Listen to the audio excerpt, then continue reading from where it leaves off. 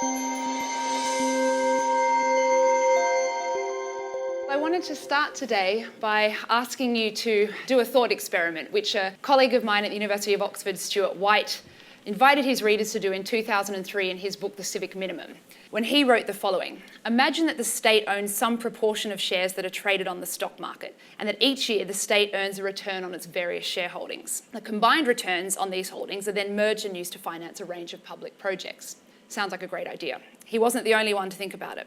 Gerald Holden, another UK thinker, a few years before that, in Political Quarterly in 1999, undertook a similar thought experiment.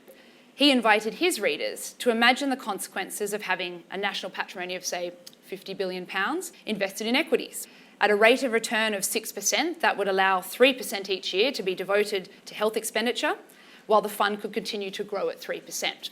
These kind of idealistic or aspirational sentiments weren't the first of their kind. In fact, they'd been around in some form or other for at least 200 years.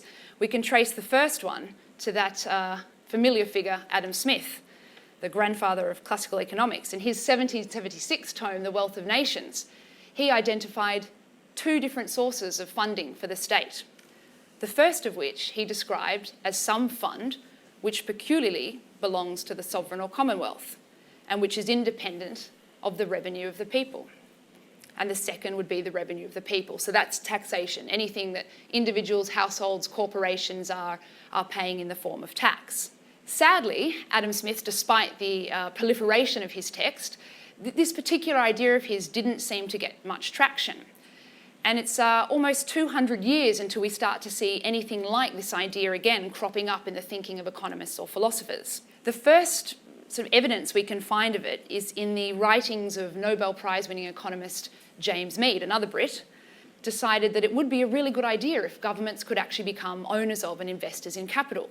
For Mead, he wanted to see this fund seeded by large budget surpluses that could then be saved up over time and they could be cascaded over generations. But it would certainly help allow government to expose itself to what he foresaw as the increasing share of national income that was going to go to profits rather than labour.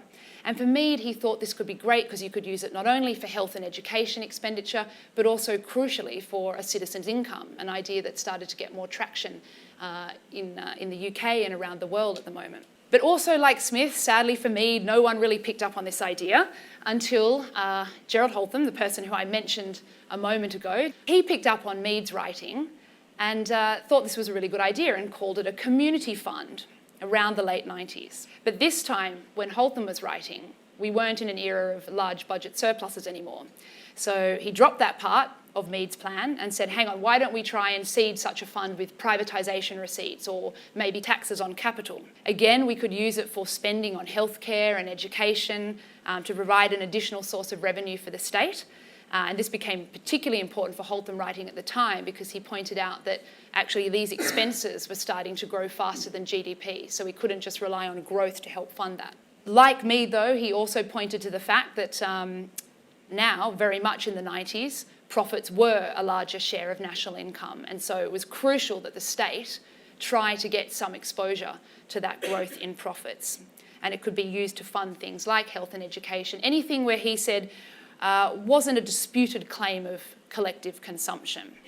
But for those of you who are very excited about a thing called sovereign wealth funds, like I am, you might say, hang on a second, these thinkers are writing around a time that we know at least 20 or so government investment funds exist in the world. So by the end of the 20th century, we have at least 20 or so of these things called government-owned investment funds. They haven't been given the term sovereign wealth fund yet, but they certainly exist.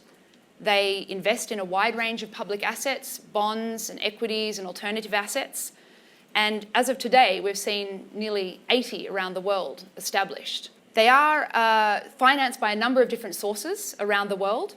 Of the 80 that we see in existence, We've seen a lot established by commodity export revenues, so they're often thought of as natural resource or commodity funds. But we've also seen a whole host of the funds set up in countries where there's a large surplus of foreign exchange reserves sitting in central banks. So these funds typically sit in the East Asian economies. And then others dotted around the world that have been established with privatisation proceeds or a fiscal or balance of payment surplus. So they're quite varied in terms of their sources. They've moved beyond that initial conception of Smith's, where he said mainly these funds will actually just be set up by land and stock profits. So we've come a little bit more beyond that, a bit more sophisticated in terms of their funding sources. Are they a new entity? Is that why we hadn't noticed them and all these thinkers kept writing as if they weren't around?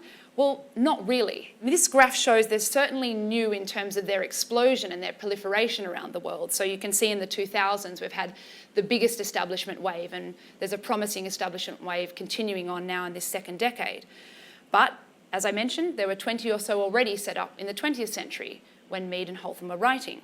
And even prior to that, we already had a few of these funds set up in the 19th century. So the first is largely considered to be one that was set up in France in 1816 after Napoleon had raided the public coffers, and French Parliament decided it was probably a good idea to set up some body of public finances that the sovereign couldn't just deplete at will.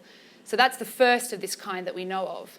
And then about half a century later, Texas gets into the game and sets up two funds that exist to this day, both actually dedicated to subsidising and funding higher education and secondary education in Texas. So we have a couple of these funds existing in the 1800s.